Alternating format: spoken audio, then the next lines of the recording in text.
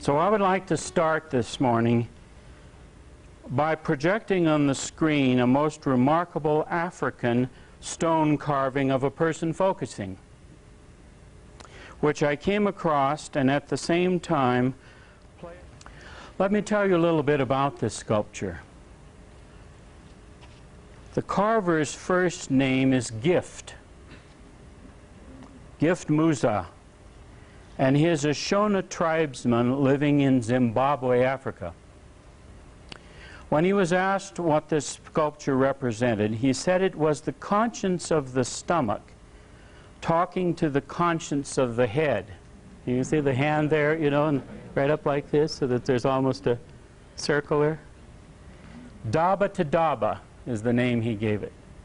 The intelligence of the body speaking to the intelligence of the head. He said that the Shona know that when they are acting contrary to their conscience, they know when they are acting contrary to their conscience because their stomach tells them that. And he said, then they know what to do. And in our language it would be focus. But they call it Daba to Daba. And going down into the stomach and letting the stomach tell the head what fits. The intelligence of the stomach, the head says,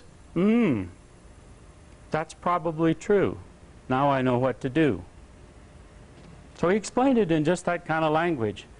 When I saw the sculpture and I felt it was the focusing experience, I asked the lady if she could find out what the sculpture said about it. He asked the sculpture what it's about and what it means. And then he puts it in the computer. So she ran it up in her computer, and when I read that, I couldn't believe it, that my stomach was right.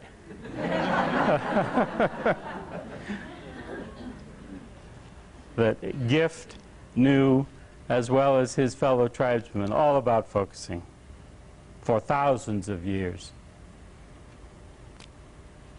And then I had an experience a few weeks later of being able to meet, and because these people brought the historian of the group, which is all oral history that's kept in the mind, and he is a great carver himself, this man. I had a chance to finally pull him aside at a talk like this and ask him what goes on inside you when you sculpt. And it was a perfect description of focusing once again, which I wanted to hear from one of them myself, since I can't get to Zimbabwe right away. So through their way of focusing, the Shona as a community are profoundly connected to the gift dimension of life, to the life of spirit in all that exists. And they use that word, which comes to them and tells them how to live, how to survive natural predators, disease, drought, famine, and political oppression, and so forth.